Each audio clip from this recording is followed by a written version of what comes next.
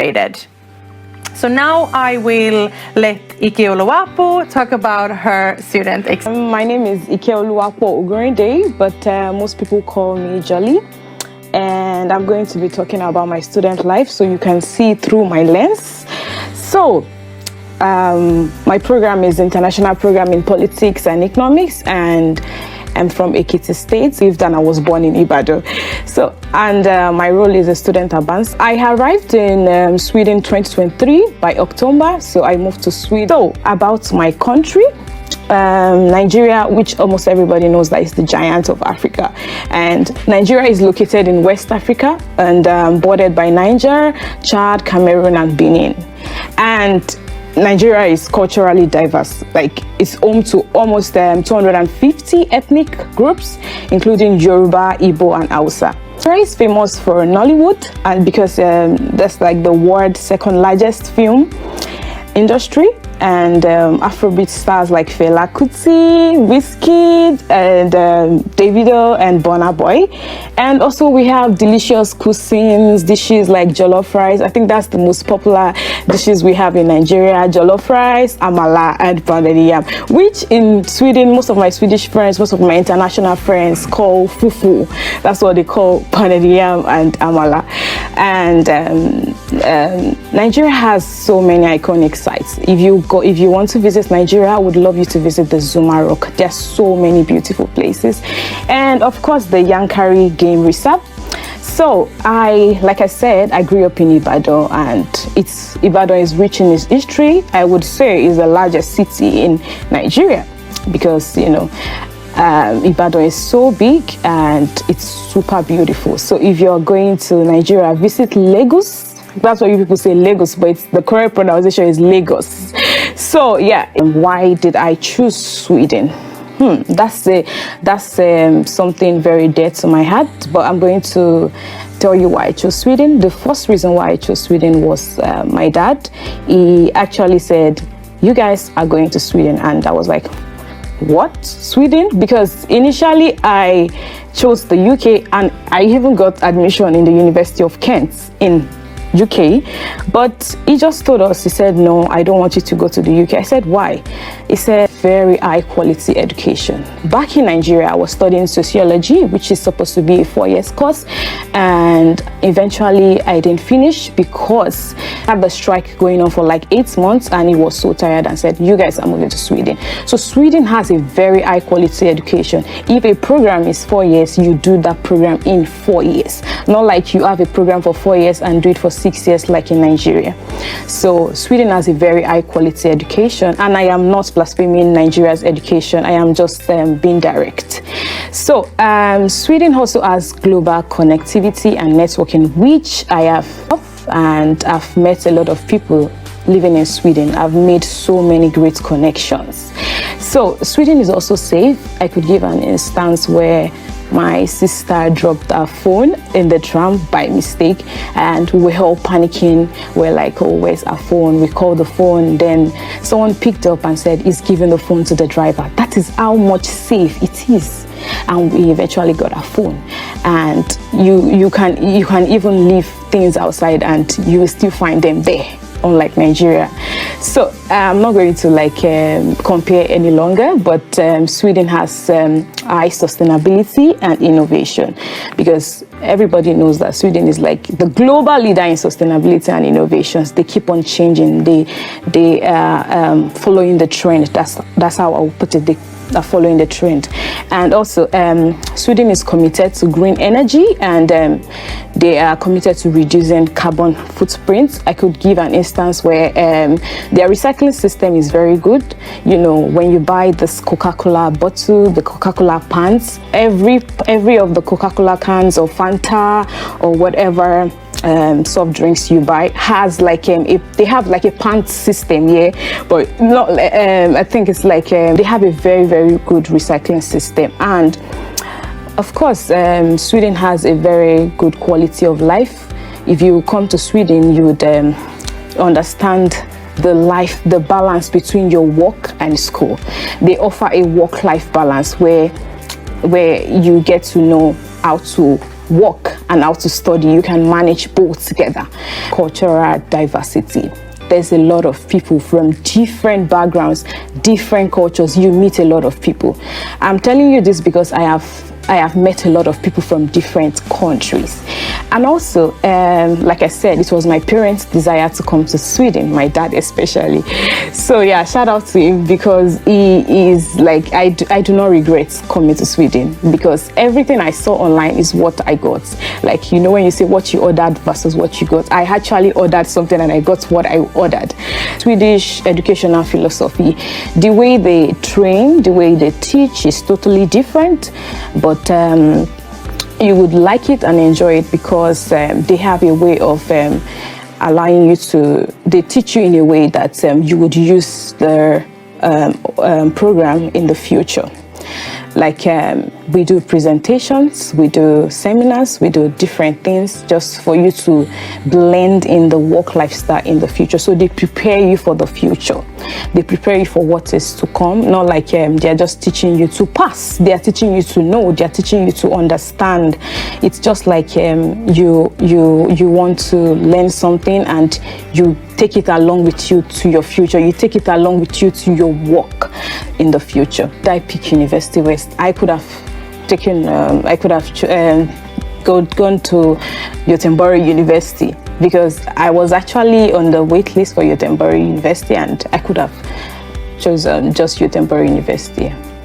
But I figured out that University West has like a very strong focus on practical, hands-on learning, and it aligns perfectly with my career goals, because I wanted to study politics, and when I saw that they had politics and economics, I was like, wow, that's like a double bonus for me, because studying politics and economics together. So I chose it because they were like there's like a pedagogical learning style, you know, practical, not just like you are reading. You get to practice, like I said. You get to prepare for the future, like I said. And of course, university has a very beautiful environment. One thing I tell people is, you want to learn, you should learn in a good environment. The environment should align with whatever you are doing. Like when you have a good environment, you feel at peace. And when I read online, I was like, oh my God, is this University West? I started following them on Instagram, looking at it. I was like, oh my God, this is so nice. The environment looks good. I would love to study here. Because like I said, global environment, a nice environment is very crucial for your growth, for your personal and academic growth. And it's allowed me to learn, you know, diversely, and also meet international students, because my program is such a program where you meet different people from the world, from Germany, from Nepal, from Czech Republic, from different parts of the world, because we also accept exchange students from other countries. So they come during the course, during the period of the course, you know, to study a course in the program.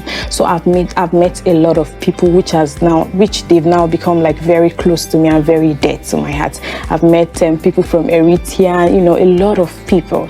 So the EPEC program is very unique because it has the ability to blend the theory with the real world experience. We do a lot of presentations, a lot of seminars, you know, and the focus on collaboration and innovation, that's what stood out for me, because the way they move with the trend. And also the welcoming and supportive student services made it easier for me to adapt, because I arrived by October, which was like a little bit late because I had issues with my residence permit, but I was able to come in with a D visa. And when I came, I was like, oh my God, I'm going to miss out. But University West did not make me miss out, because we were actually doing like Zoom. So I was attending the classes regularly. And when I eventually got here, the student services were they were so nice, you know, when you come and you feel welcomed. So there were a lot of activities I joined, and it just made me connect easier with other students, because I've been speaking to the students at home before coming to University West. So seeing them was just like, oh, I've met you before, and you know, yeah, so that's me. Generally, studying in Sweden has been an exciting journey for me. When people ask me, how are you doing in Sweden? How is Sweden treating you? I say, how am I treating myself in Sweden? That's the goal. Sweden environment, Sweden itself should be a plus of how I'm treating myself. So I just say, like, anywhere you are, treat yourself good. So when I got here, I was just like, I was thinking that the language would be a barrier, like, how am I going to learn Swedish so quickly? But when I got here, it was totally different. When I say, hi, can you speak English? They're like, yeah, I can speak English. You know, it's totally different. I've gone to other countries I'm not going to mention, and when I say, hi, can you speak English? They tell me, no, I can't speak English. I'm like, what? What are you saying? You just said English. But yeah, it's totally different. I've been here. When I got here, it was different. Like the way they transit when they understand that you don't understand Svenska, they just talk to you in English directly. I tell you this for a fact: when you come to Sweden, language is not a barrier when you know how to approach and talk to people very well. And I would say that I've had the chance to join so many student activities. I'm a type of person that loves to, join student activities. I love to be present. That's the word. I love to be present. So I have joined so many groups, so many activities, to the extent that now I have a role under a community in my school, and I'm the study social and the social media manager and also the marketing lead. So you get to experience the work life, not like you finish school and in the future you do not understand you don't understand the patterns of working life. So joining the student activities was something I did. Then also I established so many potential connections. You can see these are my friends. We've gone skiing together. We've gone to take fika. I'm going to talk about what fika is. And like I say, you experience the true adulthood life. There's a song like that in Nigeria saying adulthood blah blah blah. You just experience the adulthood life because you get prepared because of what is around you. So yeah, like I said, I've gone with my friends to take fika. Fika is absolutely, when I was coming to Sweden, I was like, no titles, because in Africa, in Nigeria, you do not dare to call your lecturers by their name. No. You do not dare. You are going to so you have to go Mr. Emsa, but yeah, you feel the ease. Names, it was so hard because I'm already used to saying Mr. Ma or Sa but calling them by their name is totally different. But there's much advantage to it than the disadvantage. That's what I was saying. Yeah. Other students on assignments like this? Yeah, in Africa, we work. I work with some of my classmates. Mm-hmm. We have presentations, but it's just like very rare. Unlike in Sweden, where you have presentations and seminars in every course. It's totally different because in Nigeria, you have a different system whereby you have all the courses at go.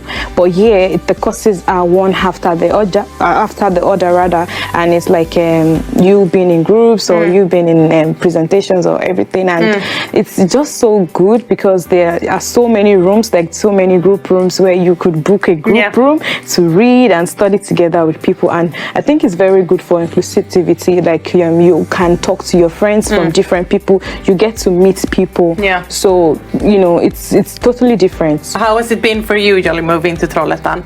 For me, like I said earlier, it was what I ordered versus what I got, because I'm a lover of aesthetic. Like, I love when a place is looking beautiful, and the restaurant, the cafe has like the beautiful leaves. You feel happy. So personally, for me, I like it. I love it, and it's easier to commute to Gothenburg to Göteborg. So it's very easier for me to go to Göteborg if I want to experience the big city. But anytime I'm coming to Trollhättan, it feels like home to me. I'm coming home because it's way small, but it's beautiful and organized. So it wasn't because Africa is so big. So it's totally different when I came here. But it's different because it's neat and it's organized. So yeah. Yeah. So I think it was good that I came during the winter because I was able to adapt. I was able to transit very fast because it's always hot. But I had the opportunity because my house we usually use a lot of AC. So, but it's not compared to this place. But I'm coping well, to be honest. But I've been, I think it's just wear the right clothes for the right weather. Yeah. If you wear any clothes that is not right for the weather, you feel cold. For some reason, people are like, why would you love the snow? I love the snow. I don't have the opportunity to see the snow, so I love it. And I'm liking it because it's always bright. Like there's one brightness it gives. Yeah. So just the darkness, because the darkness is always like, oh, is it time to sleep? And you're looking at the time. 3 p.m. No. But you get used to it. That's what I would say. And it's a bit cozy as well. Yeah. It's cozy. So do you think, what is Swedish food to you guys? Coming here, I was like, okay, I will just be eating Nigerian food. But no, that's not it. I love potatoes now in Sweden. Exactly. I love potatoes, and when I got here, I just saw the way they use potatoes to make different food. Like, it's still potato, but it's different food. When it's just so nice. So if you love potatoes, welcome to the world of potatoes, because you're going to eat potatoes in different forms. And of course, there's African market. So if you need to eat eba, fufu, jollof rice, blah blah blah, you can go to the African market to get it. It's very close by. There's one in Yotembori. That's like the big store. But if you want something quick, go to Abbey Market in Trollhättan. So it's very easy. Your biggest culture shock, Jolly? I never really had like a big culture shock because I did my research. Yeah, I did a lot of research. Yeah. And about the title stuff, when I got to Sweden and I was like, I can't call them by I have to call them by their name. Okay, let me try. Because in Nigeria, you dare not, like I say, you dare not call elderly people by their name. You have to say ma and you have to kneel. Yeah. You have to kneel like kneel, Yeah. So it's totally different for me. But I already did my research, and when I got here, I was like, just blend in. Don't let them know that you're a newbie. Come, don't let them know that. That's what I was telling myself. Adapt. So yeah, not really like a big difference. Okay, yeah. There, in Africa, in Nigeria specifically, the bus system is totally different. You can easily say, I'm stopping here. Oh, you just go to the driver and say, I want to get off? You can tell the driver, I'm getting off at Noab. I want to get off now. And they will drop you off. But here, it's stop by stop, and you have to press the stunner. Yeah. The stunner, because the stunner, if you don't press it, they take you to another place. Yeah. They feel like nobody's getting off from this point. So yeah, that's another thing I like. That's a good tip, actually. Yeah. So and there's not like traffic. No. Yeah, there's no traffic on like Nigeria. Yeah, and no honking in traffic. Yes. Yeah, that's actually true. There's no honking. I figured it out. Like there's no honking at all because you just signal. They just look at the lights, and everybody here understands that you are going to the right. Yeah. They know you are going. No honking at all. Like it's so quiet, so peaceful. Like it's I don't know. That's just it. Yeah, it's very safe. It's so unfortunate that in Africa you have to be careful what you wear. There's some places that are safe, and there's some places that are not safe. Even when I was in the university in Nigeria, there's so many burglaries, there's so many thefts in the student apartment. It happens a lot. We are used to it. So when I got here, it was a bit different. I didn't expect anything less. Yeah, I didn't expect anything less. I was like, okay, that's good. Because in Africa, you just have to be careful. You cannot open your doors, your windows. You have to make sure it's well closed. Yeah. You cannot put your phone beside the window. When you're charging your phone, if you put your phone beside the window, it's gone. Because they have a way in taking it. Everything on the table. Yes. Don't get me wrong. Of course, it could happen that something's being stolen, but I've seen this a lot of times, and I've never seen anything happen. Yeah, it really says something about the general feeling. Yeah, but that doesn't mean you should leave your laptops on the table. A tip from John. Let's say you were born in Sweden, you would learn the Swedish rather. So you should learn Swedish. And of course, you have to live life loving, love everybody. When you come here, approach people. They are very nice. When a Swede like you, they like you forever. That's just the truth. I've had Swedish friends, and no, the love is just totally different. So, like I said, just have to live life loving. So, that would be all from me. And I would say, when you come here, just make sure that you find peace wherever you are and create the happiness yourself. So if you want to learn more about Sweden, feel free to ask more questions. I might have missed something else, and I'm going to call my colleague Mika to come here to talk more about his own experience. Thank you so much for listening and letting me share my journey with you.